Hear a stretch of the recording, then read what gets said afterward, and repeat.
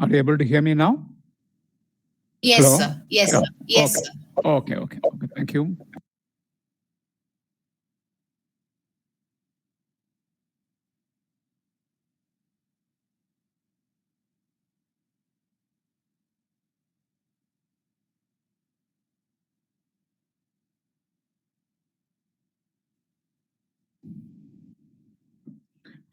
Good evening to one and all.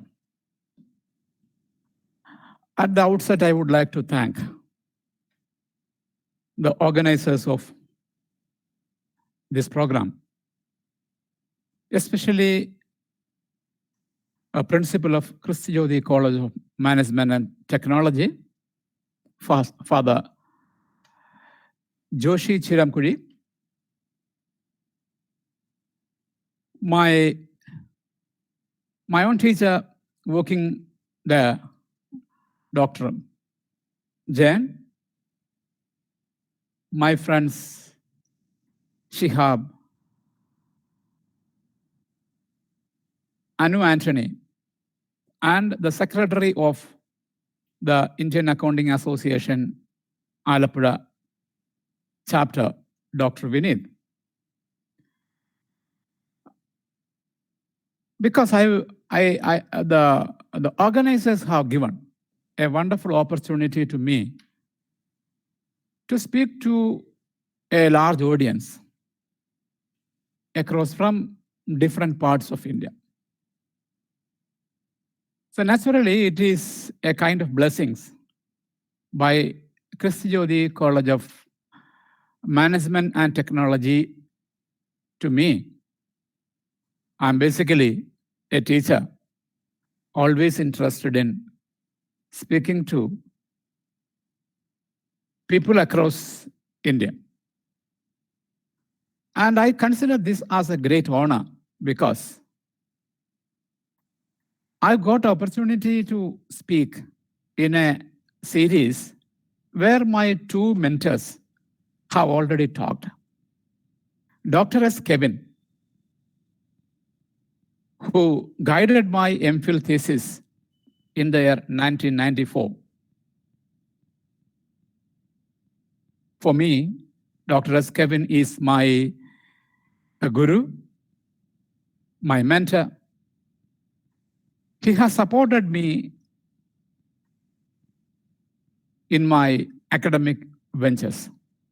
And another person is Dr. Gabriel Simon Thattil, who is currently the head of the Department of Commerce, University of Kerala. He guided my PhD thesis. He is the person who gave me maximum freedom to make a thesis without the interruption of guiding teacher. He gave me 100% freedom to seek and find new things. Okay, let me come to the point. The topic assigned is tools and techniques for data analysis. I know people from different parts of India are listening to me.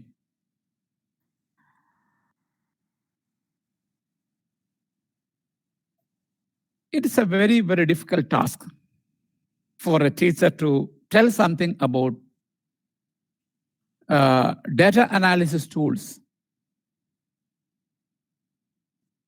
without having some proper examples. It is my way of teaching to teach statistical tools and techniques with the help of some real research works. So I would like to present before you a research work which is done by me and a student of mine, which is under review by a decent international journal. The topic is Reverse Fintech Socialization, a remedy for financial exclusion in the digital era.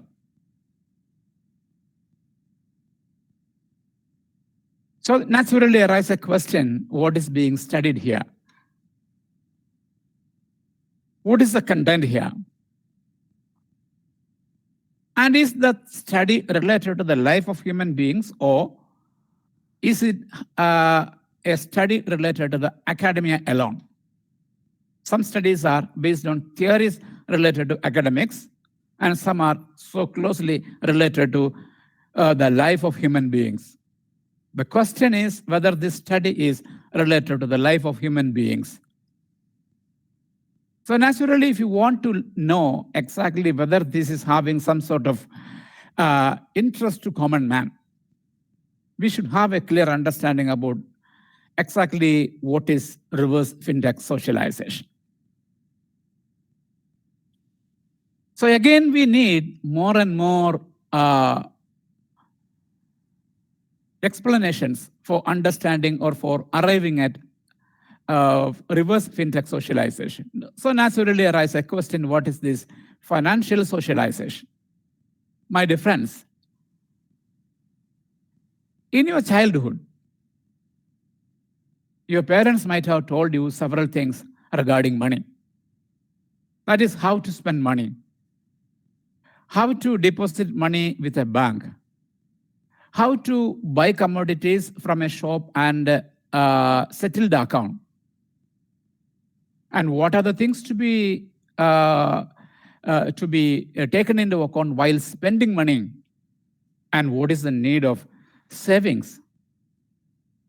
This is a kind of financial socialization.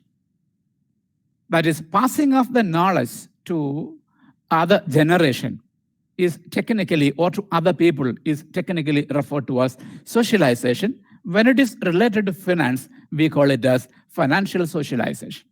It is a responsibility of all people to teach their children how to spend money, what is the importance of money, what is the need of savings, and how to deal with a bank, and so on. We call this as financial socialization. So then arises a question of, or an issue of, reverse fintech socialization. What is this reverse fintech socialization? There is a concept called reverse socialization. In case of financial socialization, elders teach the youngsters, that is, parents teach their children about finance. Teachers teach the students about finance. The society teach people about finance, and so on. That is what financial socialization. When this process takes in a reverse mode, that is, the youngsters teach the elders about financial matters, we call it as reverse financial socialization.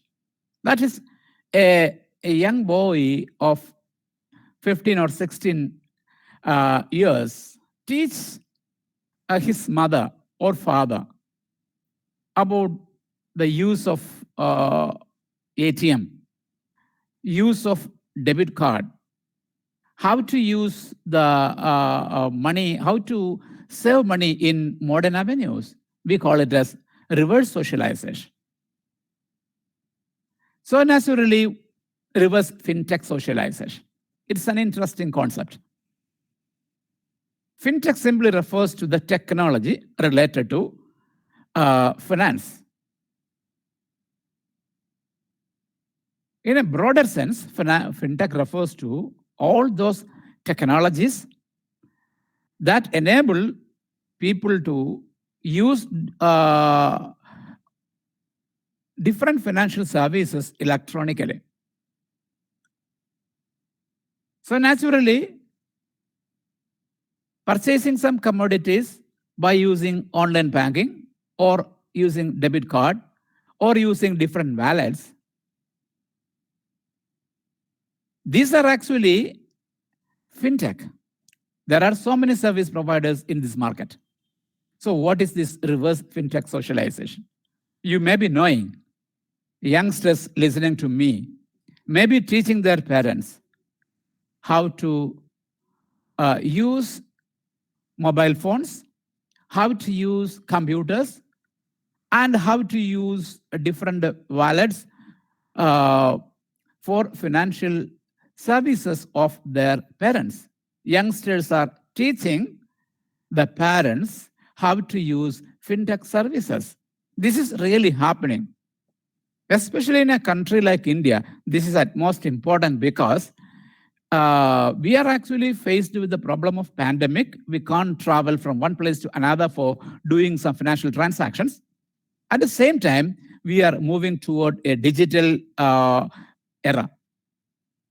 Financial sector is being digitized. The government is planning 100% digitization. So who knows actually this fintech? Youngsters know much better than the elders. So it is the responsibility of the youngsters to teach their elders in using the fintech services. So our aim is to identify whether this fintech reverse socialization is influencing the confidence of mothers. Actually, the sample size, we have collected a sample. More than 350 samples have been collected. And the sample consists of a sample unit consists of a mother and a child. A mother and a child is considered as a sample unit. Like that, we have collected more than 350 samples. The study is whether these children are actually teaching their mothers about the fintech services, and their involvement enhances the confidence of mothers in using these fintech services. That is the primary issue. Okay. The researchers actually proposed reverse fintech socialization can influence the level of financial inclusion in the digital era. When confidence is improved, mothers will be able to deal with the digital financial services market so that they will not be excluded from financial sector or the financial market, especially in a digital era. So how can we expect this? That is the question. That's the research question. Reverse fintech socialization can influence the ease of use of technology and can influence the confidence of mothers to use fintech services. That is the belief of the researchers. Reverse fintech socialization can influence the ease of use of technology. And it definitely will, and in turn, it will definitely influence or influence the confidence of mothers to use fintech services. That is the research proposition. Now the question is the effect of reverse fintech socialization equal among all mothers? Our finding is no. So naturally arise another question, why?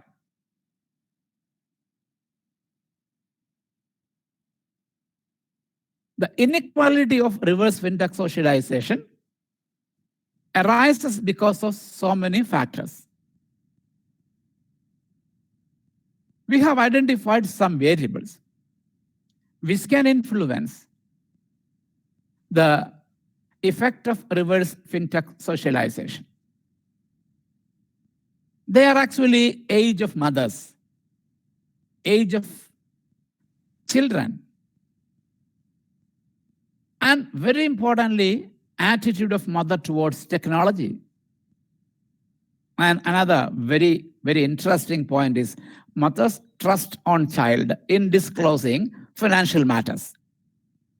That's also important. We have identified that these are very, very important. In the reverse fintech socialization among mothers, how far mothers have. Mothers achieve reverse or take advantage of reverse fintech socialization. That is being influenced by these factors.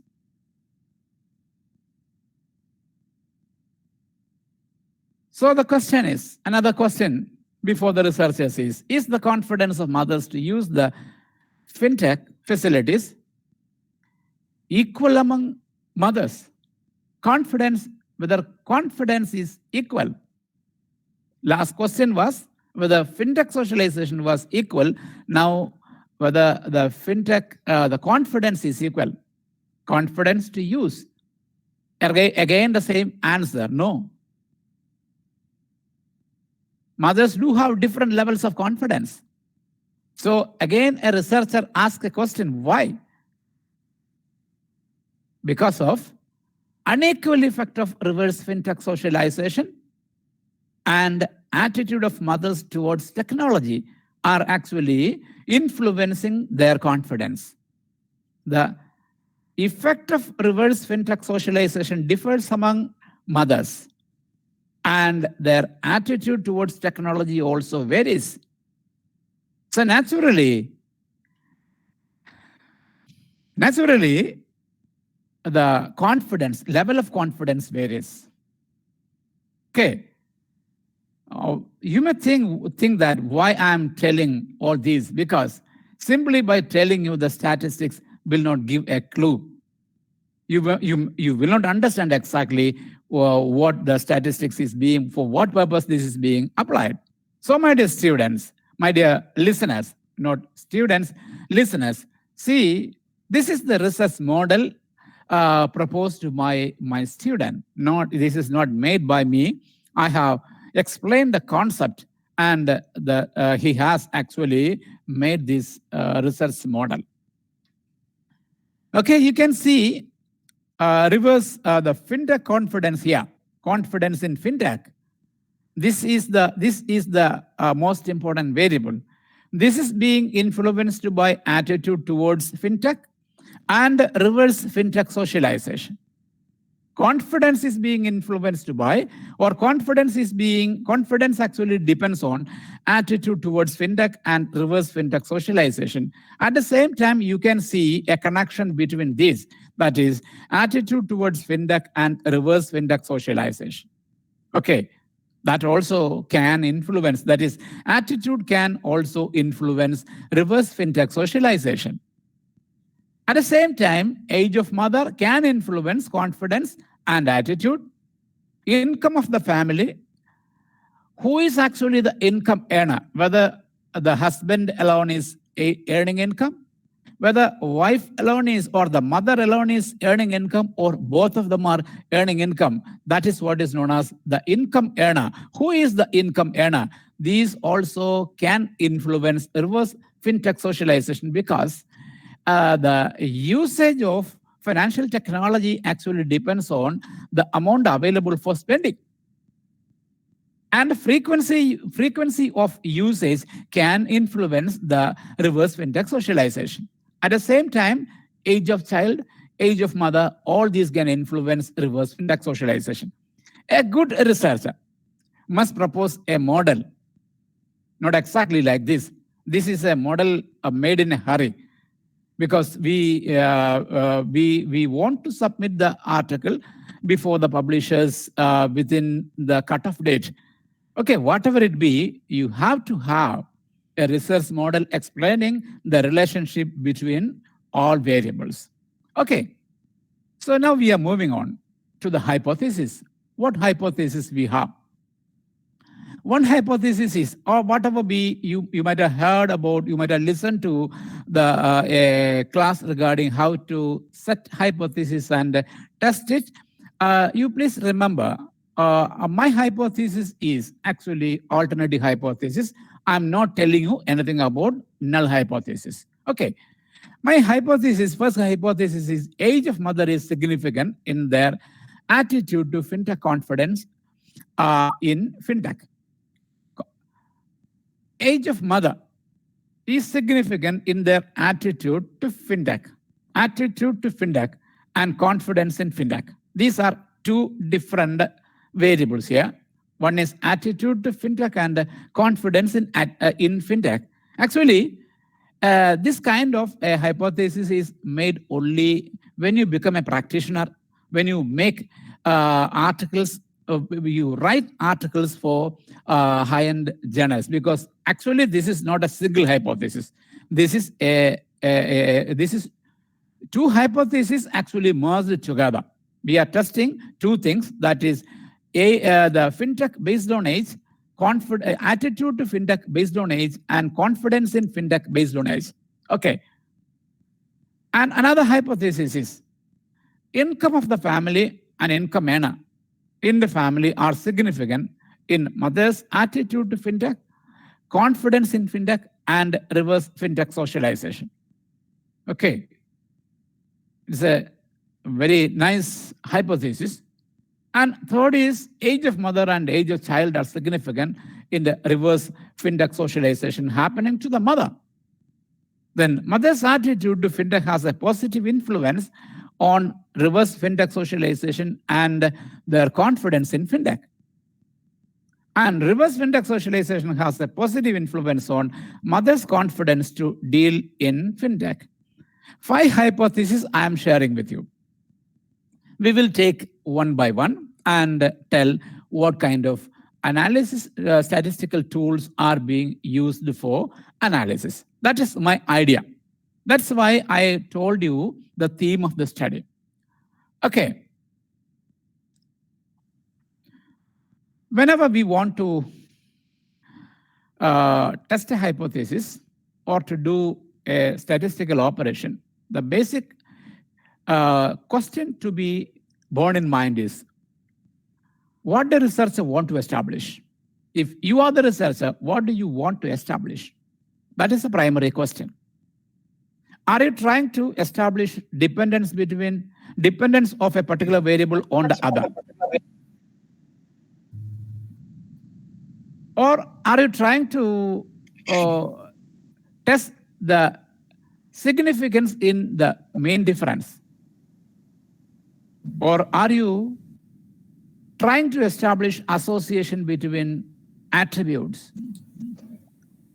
Or are you trying to establish relationship between 2 or more variables? Excuse me, sir, can I interfere? Yeah. Sir, your PPT is not visible actually. Huh? Your PPT is not visible to the YouTube, those who are watching the YouTube. So can you please adjust it to the entire screen, sir? Can you please maximize it? It is adjusted to the entire screen. Okay, let me check once more. Okay, sir, thank you. Okay. Is it visible to the Google other side? Yes, sir, it is visible. Okay. Then it is technical issue. You deal with that.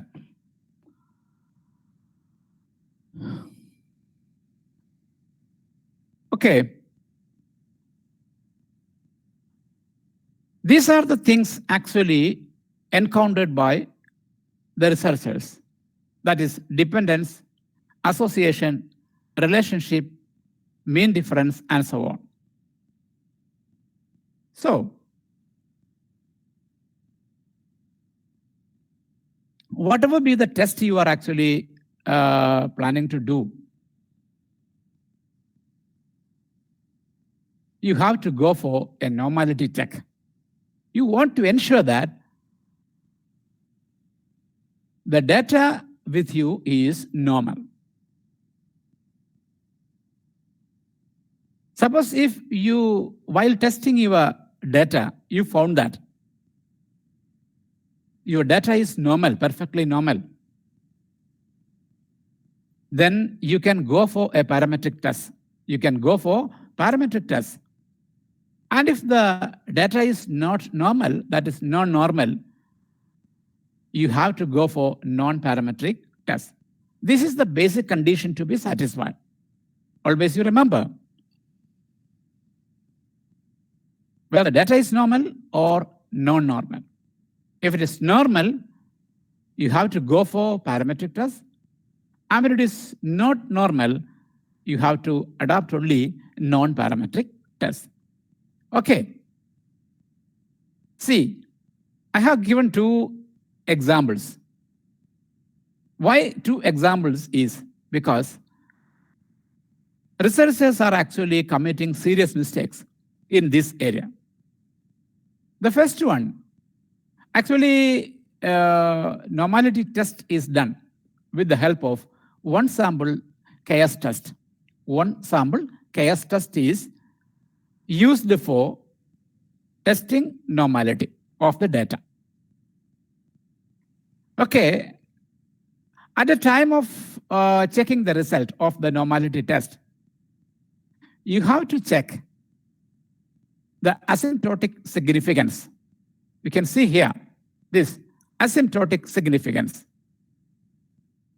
Here asymptotic significance is 0.808. Here asymptotic significance is 0.000. Okay, if you are familiar with the testing of hypothesis with the help of statistical softwares, normally we feel that, or normally we interpret that when the significance value is less than 0.05, not in case of normality test, but in other tests, when the significance value is not exceeding 0.05, the null hypothesis is significant. That is, we accept. We fail to reject the null hypothesis. We fail to reject null hypothesis when it is less than 0.05. But in this test, it is on reverse mode. You see, this test distribution is normal. This is actually the null hypothesis. This is not fixed by me. This is as per the software. This is as per the guidelines of the people who have actually designed this test. This one sample case test says that its null hypothesis is the test distribution is normal. Test distribution is normal is the null hypothesis. If this is the hypothesis and the significance value is 0.808, that means it is greater than 0.05. What will be the interpretation? The significance value is greater than 0.05 means the rule is same. When it is less than 0.05 or not exceeding 0.05, we say that the null hypothesis is rejected. But in this case, this is being accepted. You always remember, while doing one sample chaos test, when the significance value is greater than 0.05, the null hypothesis is rejected. So null hypothesis is here, the test distribution is normal. When it is more than 0.05, the null hypothesis becomes true and the data is normal. But on the other hand, when the significance value is less than 0.05 or up to 0.05, we can't say that the distribution is actually normal. So you understand the fact that the significance value, when the significance value is greater than 0.05, there is no reason to reject the null hypothesis. So the null hypothesis here, that is test distribution is normal, is being accepted. Otherwise, it is actually rejected. Please don't commit mistake. We can see several papers with significance value 0, 0, 0, saying that the distribution is normal. Whatever be the result, you can see the same thing here. Test distribution is normal. That is the null hypothesis. You can see normal parameters. The distribution is, this says that the distribution is normal with mean 5.6264. Okay.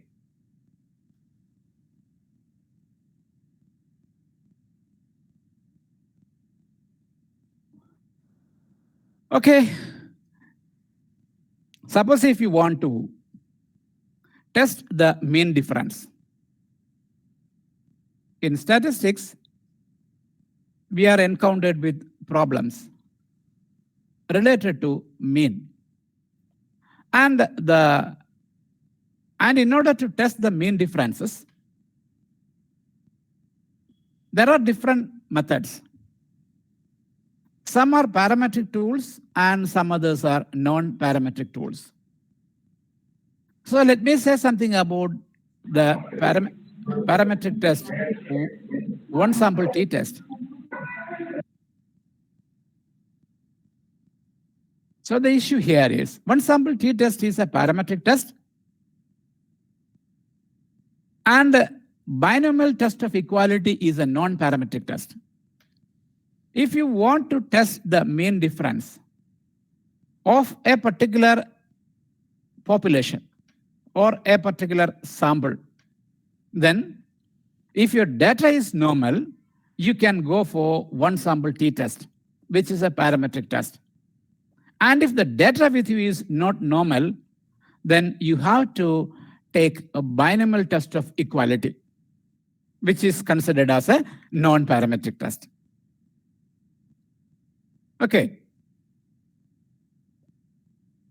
And another one is, I am not actually explaining one sample t-test in detail because it has very, very limited applications in researches, especially in social science. Now, independent sample t-test. Here we need some more explanation because this has more use. So first of all, we have to learn exactly what is the purpose. The purpose is to see, the purpose of independent sample t-test is to see whether there is a statistical evidence for two population or two subsample means differ significantly. Say for example, take my own example.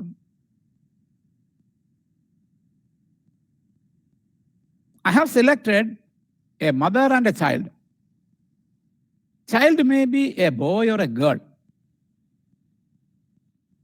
And we have computed values for Fintech reverse socialization. We can test whether the Fintech reverse socialization happening to the mothers differ on the basis of the gender of the child. Differ on the basis of the gender of the child. Then we can go for independent sample t-test, provided the data is normal. Okay, the purpose is to see whether the subsample differs significantly in a particular aspect. I definitely will show the details. For this test, we have we want to have a dependent variable and an independent variable. We need a dependent variable and an independent variable. The independent variable is nominal in nature or a categorical variable. Say for example, I have already told you gender of the children, boy and girl. We classify them into 1 and 2 simply without considering the value of these numerical values. This is only we are only categorizing them into boys and girls. That's all. So we need, for testing for doing an independent sample t-test, we need one dependent variable that should be a scale variable, and the other one is a nominal variable. That's important. Some conditions are to be satisfied. The distribution of the dependent variable should be normal. I have already told you. And the variances are approximately equal. Variances are approximately equal. These two, when these two conditions are satisfied, you have to adopt independent sample t-test. Okay, for example, I have already told you this example. Gender of the child has no effect on reverse Fintech socialization. Gender of the child has no effect on reverse Fintech socialization. So what is here? What is the dependent variable here? What is independent variable? That is important. The dependent variable here is Fintech socialization, reverse Fintech socialization. And the independent variable is gender of the child. That is, children are classified into boys and girls. Okay, I have actually tested the data with me.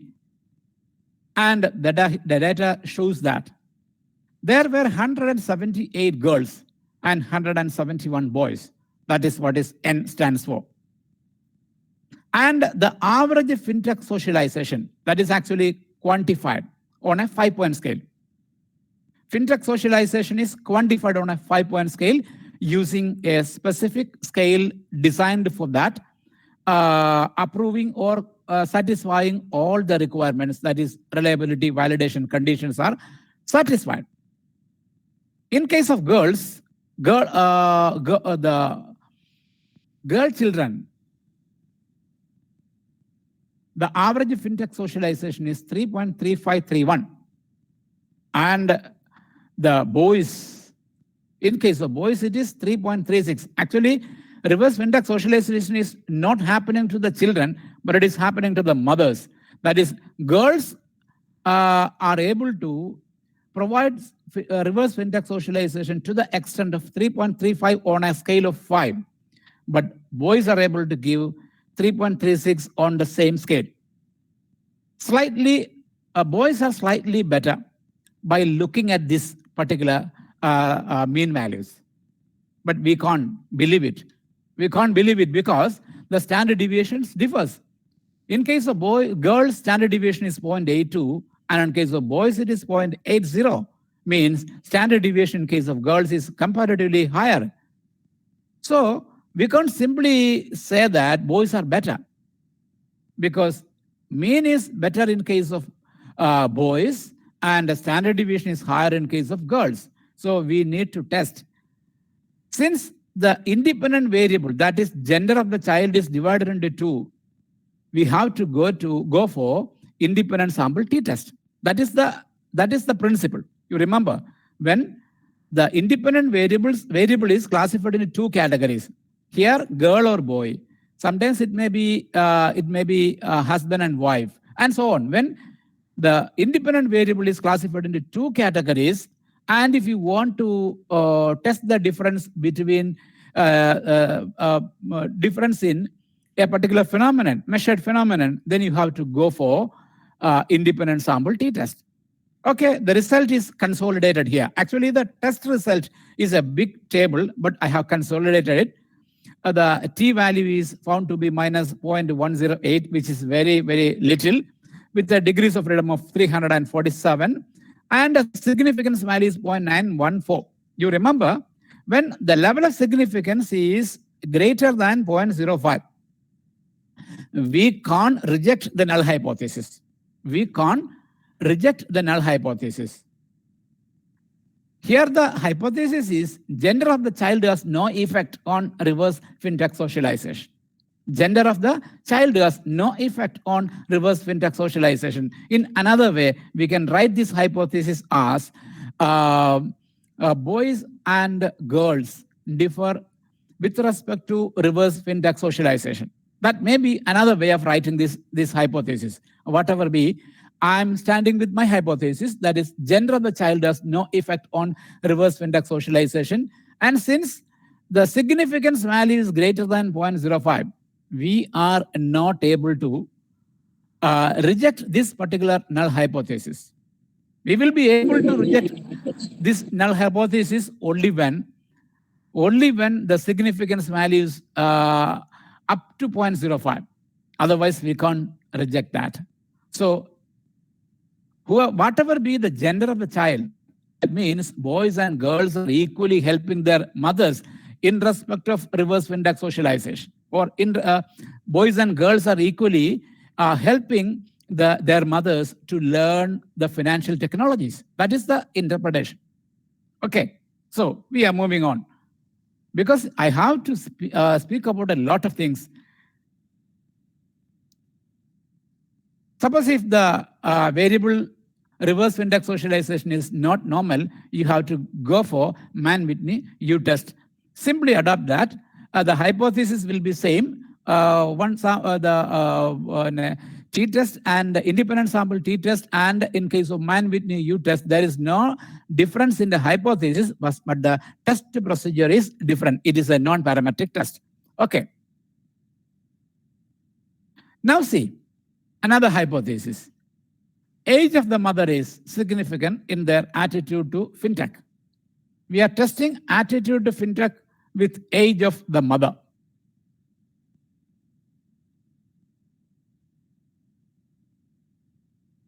Okay. Now I would like to tell something about analysis of variance, because analysis of variance is a procedure for testing difference between 3 or more means. Difference between 3 or more means. You remember, age of the mother. It can be recorded in a system or in software in different ways. You can directly enter the original age, that is 30, 32, 35, and so on. So if there are 350 samples, there will be 350 numbers. On the other hand, you can classify them. That is, mothers from 25 to 40, 41 to 50, 50 and above, and so on. That means we can classify mothers on the basis of age into 3 or 4 groups or 5 groups. Depending on the requirement, you can classify them into convenient groups. Suppose if I am classifying mothers into 3 different categories, I will have 3 different mean values. I will have 3 different mean values. So for example, mothers up to the age of 40, we will have a mean value for attitude. Mothers from 41 to 50 will have another mean value. And then mothers with age above 50 will have another. So we have 3 different mean values or 3 different groups, and we want to test whether the averages differ significantly. So analysis of variance is a procedure for testing difference between 3 or more variables when there are only 2 subsamples. 2 subsamples, that is boy and girl. Here we have mothers up to the age of 40, 41 to 50, above 50, and so on. Sometimes there may be 3 groups, sometimes there may be 4 groups, and so on. You have to, when the classification is exceeding 2, and if you want to test the difference between means, you have to adopt analysis of variance. Okay, if you are doing analysis of variance, definitely you have to go for a post hoc analysis also. Post hoc analysis is also very, very important. Okay. See, this is an example for an Anova table. Those who have studied analysis of variance will definitely catch up it easily. See, whenever you see an analysis of table, analysis of variance table, first of all, you have to look at the significance value. See this, significance value is 0.027. This 0.027 is not exceeding 0.05. That is the benchmark.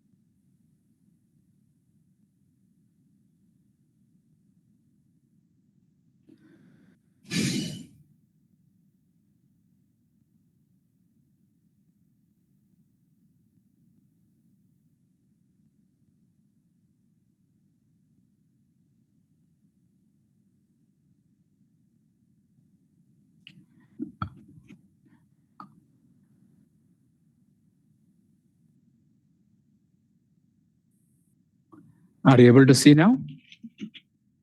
Hello? Yes, sir. Yes, sir. Okay.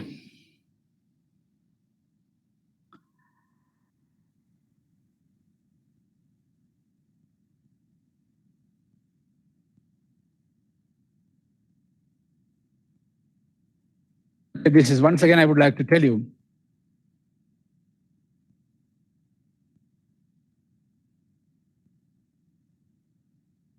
Anova, I would like to tell you once again. The hypothesis is age of the mother is significant in their attitude to fintech.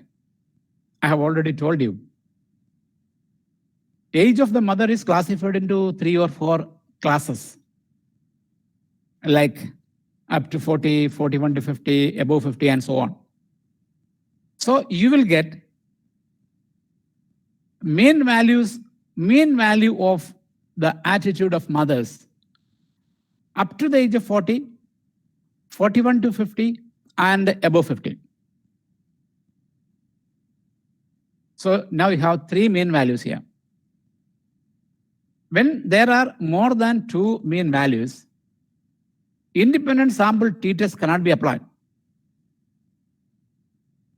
So you have to look for some other testing procedure. Under such a circumstance, the testing procedure is analysis of variance, very popularly known as Anova. When you are doing an Anova, you have to go for a post hoc analysis also, because Anova table will tell you that at least one pair differ significantly. The mean values of at least one pair differ significantly.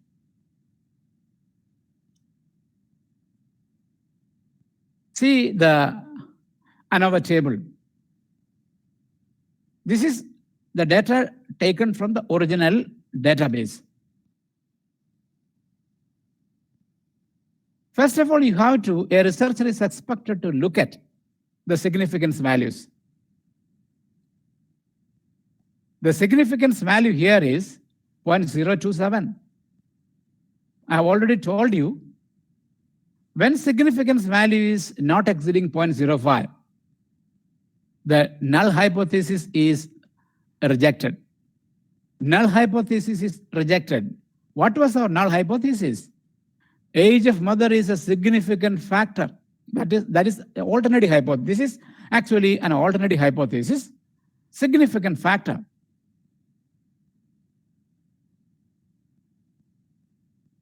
We believe that age has an impact on the attitude, or attitude differs on the basis of age. Attitude differs on the basis of age. We simply hypothesize that there is no significant difference in the attitude of mothers based on their age. That is being actually rejected. That means age is having a significant impact on the attitude of mothers. That simply means mothers belonging to different age classes have different levels of attitude. Attitude towards technology or attitude towards fintech. That's what we are actually studying. Okay. Suppose if your data is not suitable or not normal, you have to go for Kruskal's test, an alternative to analysis of variance. If you are adopting Kruskal's test, it is applied on the basis of some assumptions that samples are drawn on random. And the data are measured at least by ordinal level. That means the nominal data cannot be used for Kruskal's test. That is the dependent, we are speaking about the dependent variable. The dependent variable should be either scale data or ordinal data. Can't be nominal data. That is important. That's very, very important. And the distributions should be identically shaped. Means the variance should be similar. Okay. Going on to another hypothesis. Age of the mother and age of the child are significant in the reverse fintech socialization happening to the mother. Age of the mother and age of the child. Two things are here. Are significant in reverse fintech socialization happening to mother. While testing Anova, we had only one independent variable and one dependent variable. Now we have two independent variables. That is, one is age of mother and other is age of child. So naturally, the question is how to proceed with that. When this is the case, when we have more than two independent variables and one dependent variable, how to proceed? We have two alternatives. One is you have to do two independent Anova, one-way Anova, or you have to resort two-way analysis of variance, which is very popularly known as factorial Anova. Two-way Anova or factorial Anova. Okay. So naturally, the question is, what is the utility? This actually permits the effect of independent variables on the dependent variables, otherwise known as main effects. Two-way Anova actually enables us to generate or to understand the effect of independent variables on dependent variables, which is technically known as main effects. Actually, you always remember a two-way Anova is almost equivalent to a regression. Please remember, a two-way Anova is almost equivalent to a regression. But here, we are actually applying two independent variables, and both of the independent variables are actually nominal variables. Under such a circumstance, we can't go for a regression analysis, linear regression analysis. But here, similar results will be available when you run a two-way analysis of variance. Okay, it enables the research to identify the interaction effect. Interaction effect means the effect of age of mother and age of child, both. Effect of both age of mother and age of child can be on the reverse fintech socialization can be generated. If you are running a one-way Anova, you will be able to study or to generate the effect of each independent variable separately. The joint effect cannot be generated using one-way Anova. But if you are doing a two-way Anova, you will be able to identify the interaction effect of two independent variables on the dependent variable. That is the greatest advantage of two-way Anova. It is almost, I have already told you, it is almost equivalent to a regression. Okay, let's see. Let's see. This is the test result of two-way analysis of variance. You can see the important tables are colored. you look at the colored tables. I hope you can see this. M age simply refers to age of mother, and C age means child age. And M age into C age refers to the interaction effect of mother's age and child's age. The most important thing here is the significance value. You look at the significance values. You look at the significance values. First case, mother's age significance value is 0.560. That is greater than 0.05. The child age also, significance value of child age also is greater than 0.05. The interaction effect, that is the age of mother as well as child, this is also significant. This is also more than 0.05. That means, what does it mean? One by one, you take one by one. Whether the average dependent variable, average score of the dependent variable is important according to mother's age, or whether the dependent variable that is here, what is the dependent variable here? The dependent variable in our example is reverse Fintech socialization. Okay, reverse Fintech socialization. Reverse Fintech socialization. This value is greater than 0.05. That means a mother's age is not a significant factor influencing the reverse Fintech socialization. Mother's age is not a significant factor influencing the reverse Fintech socialization. And similarly, child's age is also not a significant factor. Child's age is not a significant factor. And age of both mother and child are also not important. Actually, we have expected a reverse outcome, an opposite outcome.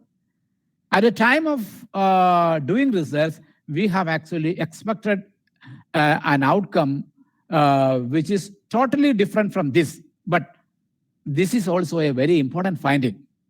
Why? Because theoretically, we know that when mother is older, the chance of happening reverse Fintech socialization or the chance of learning technology for dealing with money is less.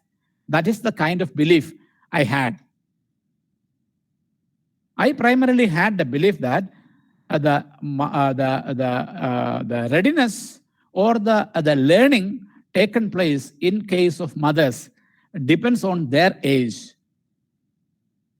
Old mothers have a little or comparatively lower level of Fintech learning. That was my belief. But here it says mother's age is not a factor.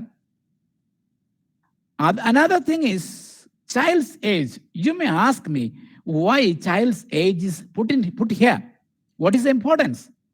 See, while thinking about the situations, while speaking with parents who have teenagers, normally mothers have parents have a hesitation to disclose everything before young children, especially the financial matters, because sometimes they may misutilize the money of the family. So in that case, child's age can have an impact on the reverse Fintech socialization. What I expected was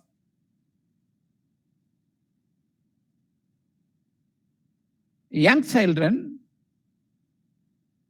are actually not, young children means not very little children, kids, 12 years, teenagers, you remember. Parents usually will hesitate to disclose every financial matter before the teenagers. So naturally, when in case of a grown-up child, 20 years or 21 or 23 years, they actually matured. They may be giving better support to mothers. That was my belief. But it is the hypothesis is rejected. That means mother's age, child's age, and both together do not have any impact on the fintech socialization happening to mothers. Okay, this is found to be a good finding for my study. Okay, now again going, mother's attitude to fintech has a positive influence on reverse fintech socialization. Mother's attitude to fintech has a positive influence. You please note down the usage of the term influence. So mother's attitude to fintech has a positive influence on reverse fintech socialization and their confidence in fintech. So we have two different dependent variables here. Two different dependent variables here. That is, what is this? What is the independent variable? Independent variable here is mother's attitude. We propose that mother's attitude has an influence on mother's fintech socialization, reverse fintech socialization, and mother's attitude have an influence on their confidence in fintech. Another hypothesis is reverse fintech socialization and attitude towards technology has a positive influence on mother's confidence to deal in fintech. Another hypothesis. So here is reverse fintech socialization and attitude towards technology are two independent variables, and mother's confidence become a dependent variable. So one dependent variable and two independent variables. Here we have two dependent variables and one independent variable. Actually, we don't have a test for testing the influence of one independent variable on more than two dependent variables in a normal case. So if you want to test the first hypothesis, you have to do two different tests. So whatever it be, we have to see what kind of a statistical tool can be used by a researcher for this. You remember, regression analysis is the answer to this question. Whenever you want to find the influence of an independent variable on dependent variable, or when you want to test the influence of more than one independent variables on a dependent variable, you have to adopt regression analysis. Okay, that is very, very important. Very, very important. Regression analysis is used for the testing the causation or for prediction. So the objective of regression analysis is to predict the dependent variable. We want to establish the causation. When there is only one independent variable and one dependent variable, the regression is said to be simple regression. Remember, when there is only one independent variable and one dependent variable, the regression is simple regression. And when there are two or more independent variables, the regression is said to be multiple regression. Okay. So whenever we speak about regression here, I am actually telling linear regression. Okay. So the first thing is there are so many conditions are to be satisfied for test of using regression analysis.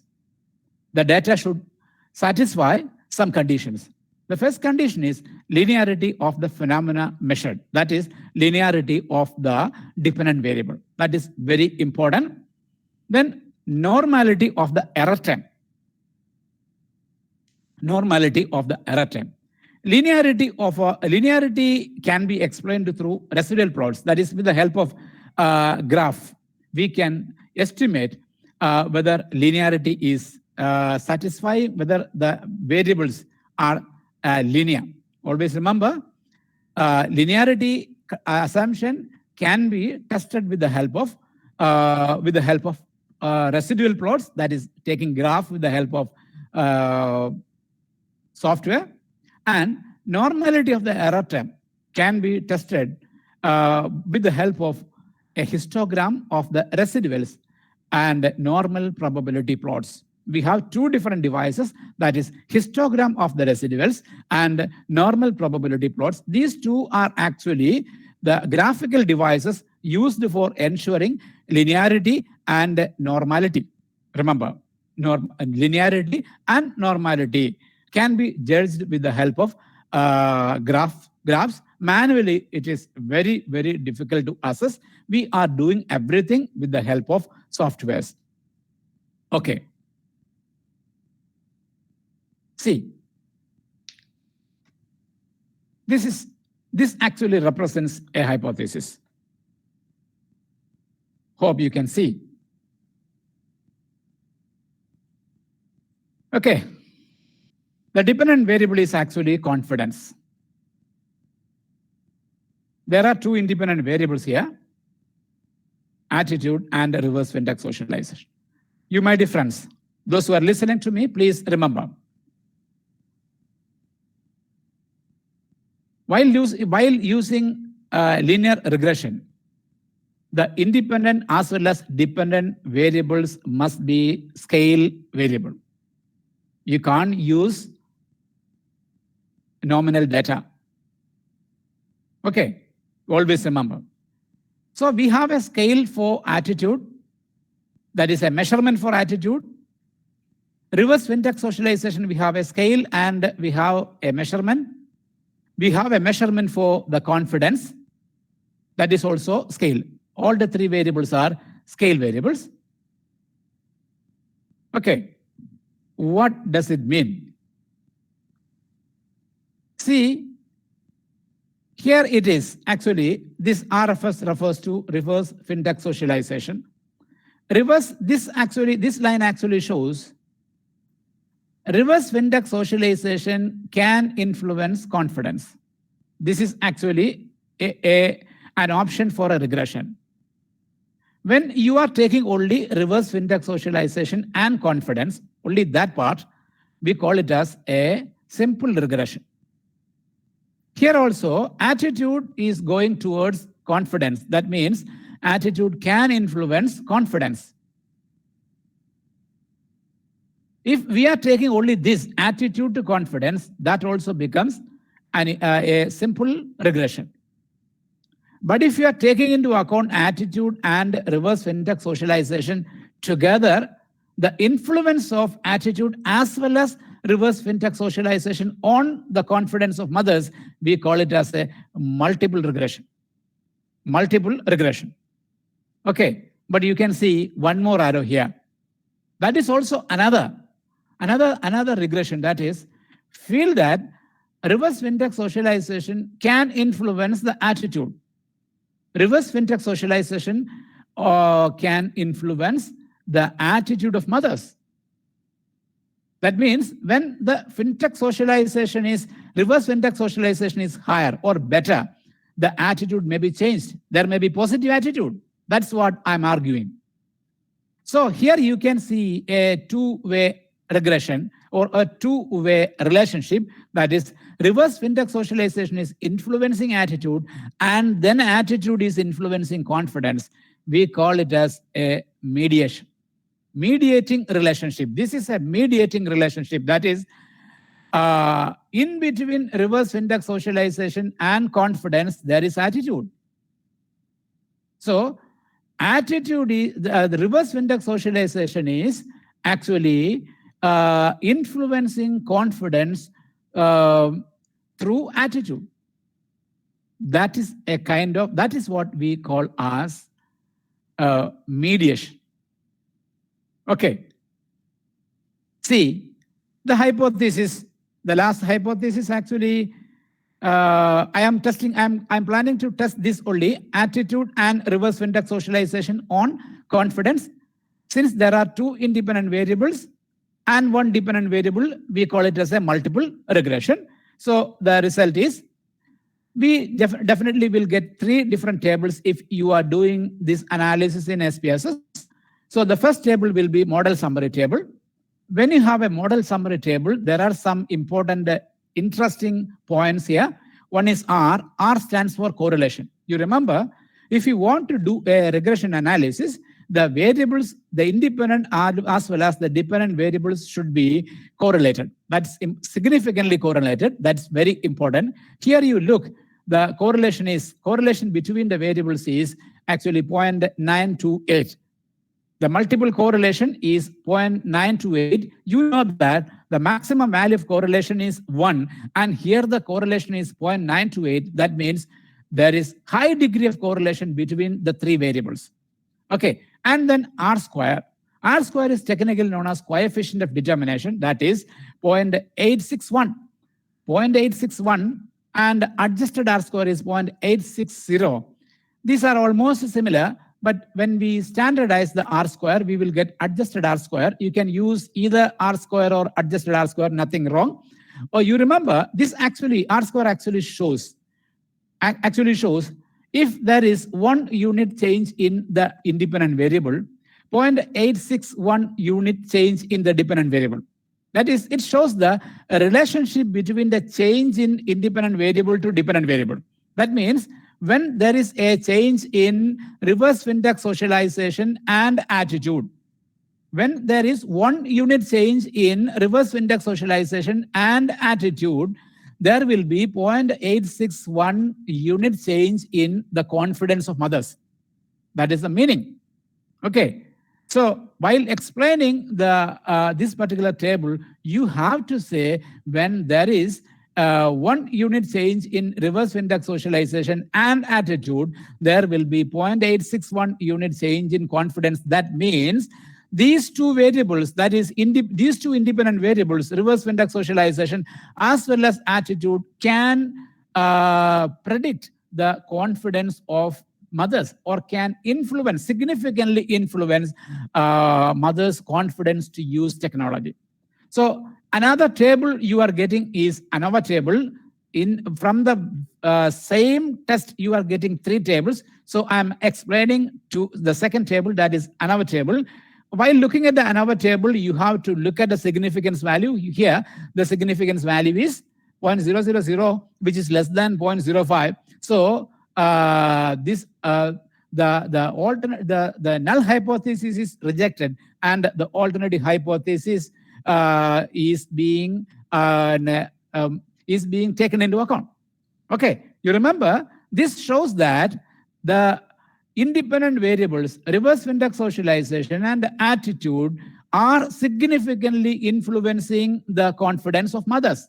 That's what this 0.000 is actually showing. Okay, so one more table we have in this analysis, that is coefficients table. While looking at the coefficients table, there are some interesting figures. The most interesting thing is the significance value. You look here, both independent variables are here, attitude and reverse Fintech socialization. Significance value against these two independent variables are lower than 0.05. That means both these attitude and reverse Fintech socialization are actually significantly influencing the confidence. While looking at the Anova, we can say the model is significant, but while looking at the coefficient table, we can say whether attitude is significant, reverse Fintech socialization is significant. So we can say here, while looking at this, we can say both these are significantly influencing. Okay, then one more interesting part is the coefficients. You look at the standardized coefficients. See, standardized coefficients actually shows beta is 0.208, and in case of attitude, beta is 0.208, and RFS is 0.758. This shows the relative importance of each variable on the influence, the influence on the dependent variable. This shows RFS is having a comparatively higher value than attitude. That means RFS is more important, or reverse Fintech socialization is more important or more influencing the confidence of mothers than their own attitude. Reverse Fintech socialization is more important than the attitude of mothers in predicting or in determining the level of confidence of mothers. So In this way, we can say that this is an excellent, exceptionally good findings. Okay, this is the way by which you have to go for a multiple regression. I would like to, actually the time is running up. So it is now 7:11. Within few minutes, I will wind up.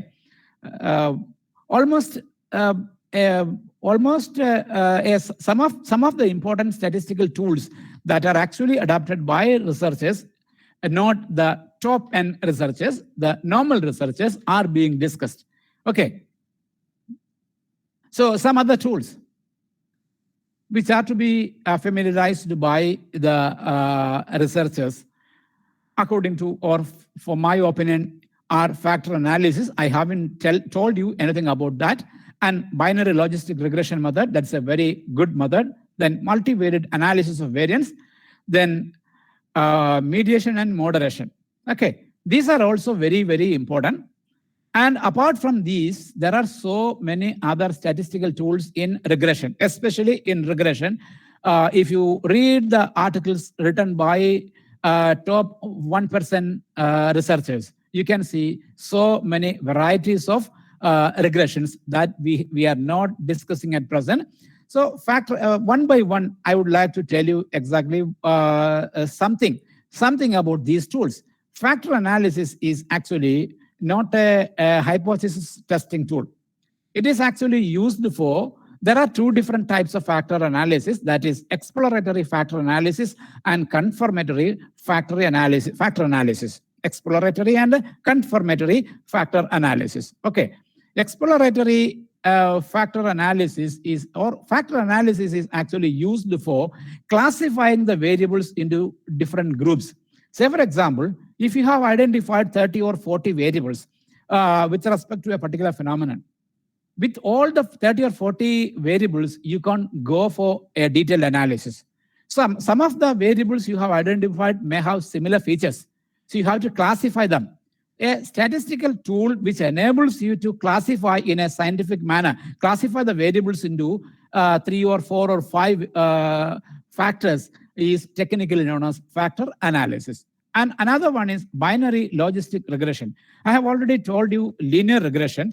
Linear regression has so many limitations, especially with respect to, it's not the limitation of that particular regression, but from the point of view of researchers, sometimes researchers may not be able to satisfy all the conditions. Suppose if the data, at the time of testing the data, you may find that the data may not be normal. So under such a circumstance, you may be able to go for a binary logistic regression. Here, the dependent variable is classified into 2 categories. Can be like success or failure, or high satisfaction, low satisfaction, one service provider, multiple service provider, and so on. And the independent variables, nominal variables, as well as scale variables can be used as independent variables. It's a very beautiful, wonderful tool that can be adopted by researchers, especially in commerce and management. Then multivariate analysis of variance. I have told you something about analysis of variance, here, where there is only one dependent variable, and the independent variable is classified into 3 or more classes. But in case of multivariate analysis, we will be able to incorporate more than one dependent variables. We will be able to include more than one dependent as well as independent variables. Together, we can test the significance. So it will enable the researcher to avoid some problems which are usually encountered at the time of analysis and presentation. Then last thing is mediation and moderation. Mediation and moderation, we are actually, we don't have any detailed discussion about that, because if you want to study about mediation and moderation, we have to have a good understanding about, detailed understanding about regression and the concept. I have already told you something about mediation, that is Fintech Socialization 2. Okay, we shall go back to that here. Here the RFS to confidence is a regression. It's a simple regression. Attitude to confidence is another simple regression. When you are running RFS to attitude and confidence, this is the case of mediation. Okay, we need special tools for that. And moderation is also another important tool, which is not so popularly used, but now researchers are using this tool, especially in the field of marketing, HR, and so on. Okay, so this is the time to wind up. Organizers, please, if you have some queries, please, if the participants have raised some queries, you can report it. Thank you, sir. Thank you so much. Now it's the time to Q&A session. You can put forward your queries. Sir, some questions are here in the chat box. Shall I read? Okay, read it. How can we quantify attitude of mother? Please explain normal distribution and central limit theorem. Okay, it's not a single question. Actually, multiple questions are there. First thing is how to quantify mother's attitude. If the person who has raised such a question is, I think the person who has raised such a question is not much familiar about the quantitative research. Whatever it be, they too have the right to ask questions. Say, for example, if you are learning commerce or management or some other social research subjects, say, we have a mechanism called scaling. And there are well-defined theories for measuring the attitude.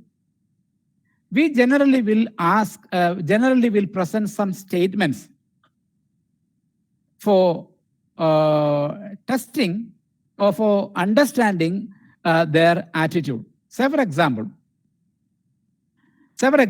if I'm put forward a statement like, I'm afraid of mobile phone and dealing with money while dealing with money. Say, imagine that. I'm afraid of mobile phone, using mobile phone for monetary purposes or money transactions. If this is the statement I have given, you will be provided with different options to agree or disagree with that statement.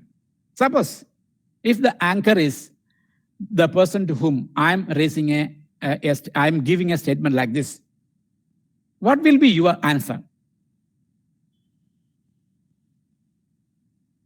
Hello, what will be your answer?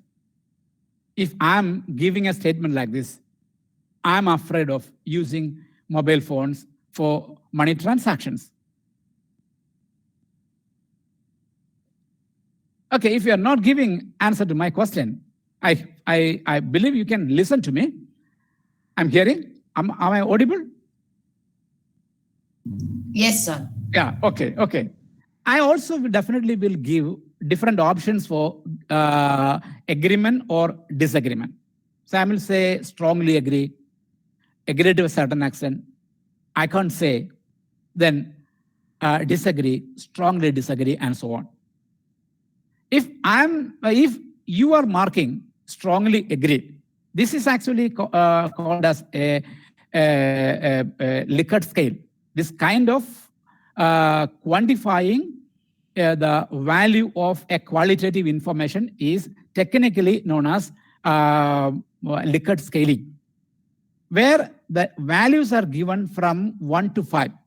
That is strongly, if you are strongly agreeing to that, I will give 5 points for that, or numerical value 5 for that. If you are agree only, then I will give only 4. I can't say is the answer, then it will be 3. Then like that, the points will go up to 1. Suppose if I have 5 different or 6 different statements like this, for, which are related to attitude or fintech attitude, then after asking all the or after marking all the responses for different statements will have different numerical values according to your degree of agreement. I will take the average. First of all, I will take the total. We call it as, if you are applying total, we call it as summated scale. If you are taking only the average, then you will be able to compare between people or respondents. So suppose if the average is 3.75, that means your degree of agreement is somewhere in between I can't answer and agree to a certain extent. Okay, that's a way by which we are quantifying qualitative information. Okay, then.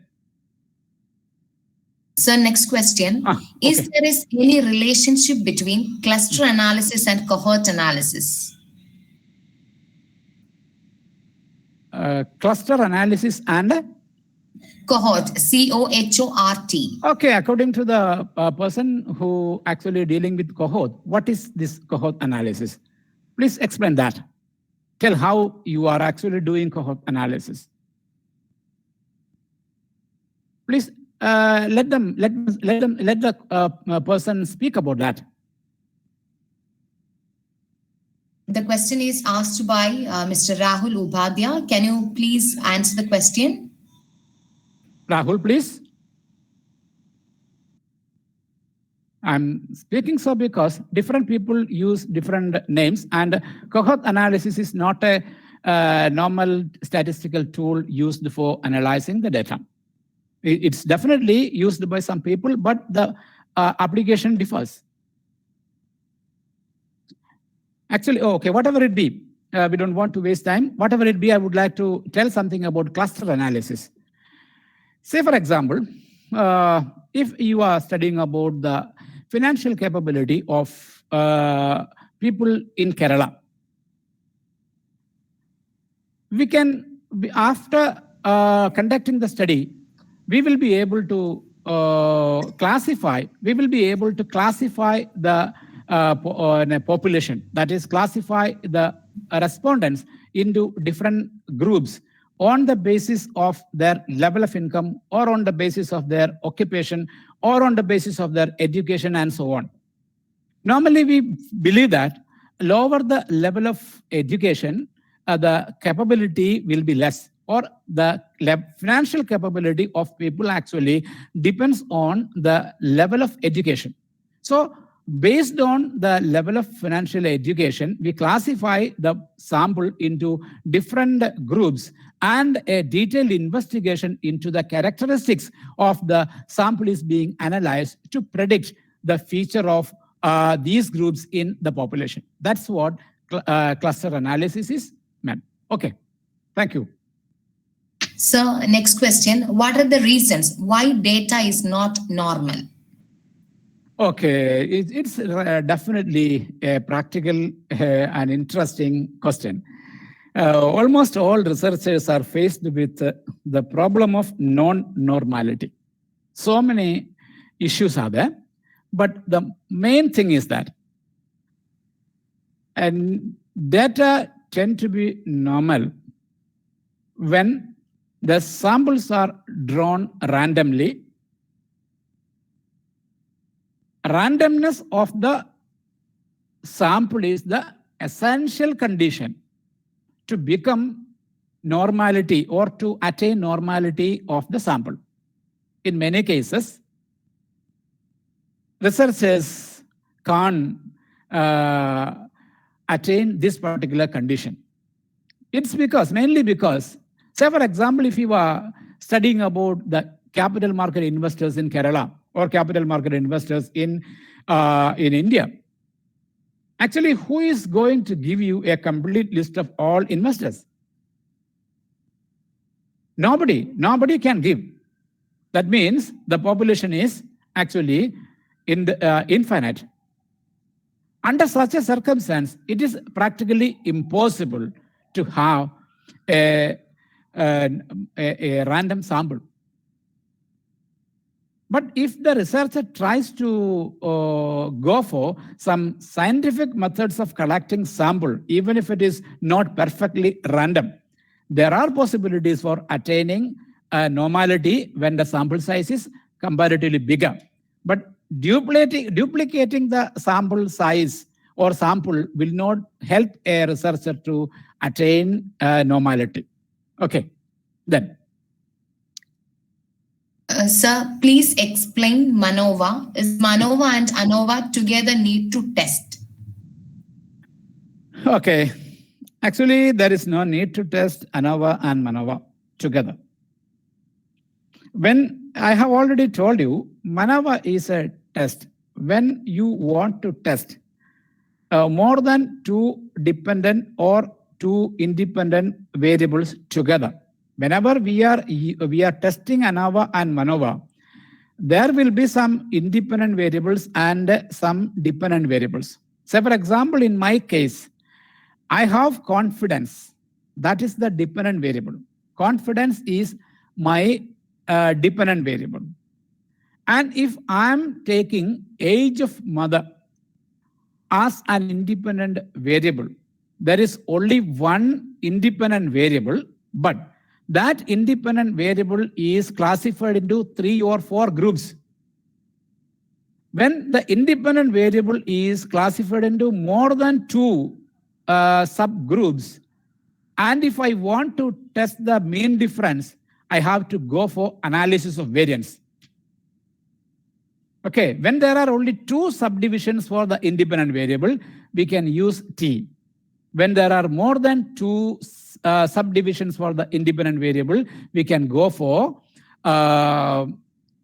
this ANOVA. But in case of MANOVA,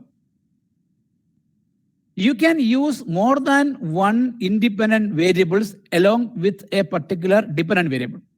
You can add more independent variables. Say, for example, you take into account age of child, or the income of the family, or the income earner of the family, age, and so on.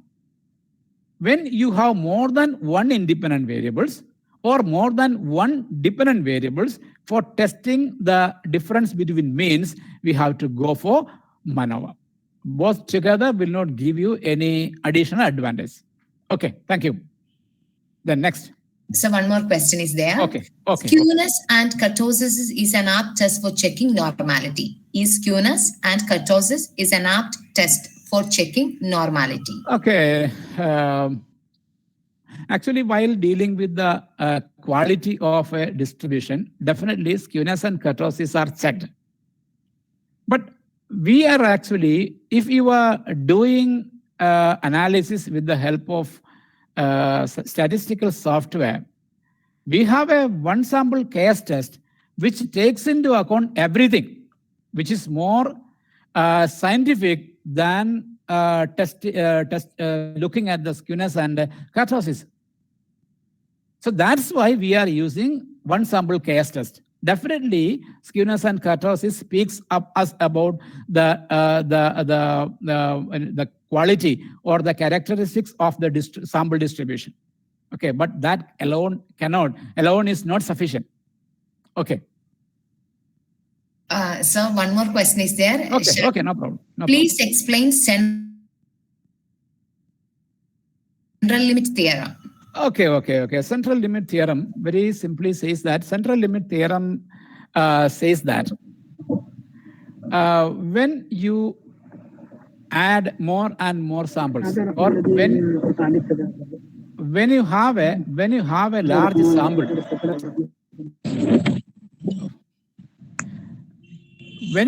large sample, the sample characteristics, there is a tendency for attaining the population characteristics.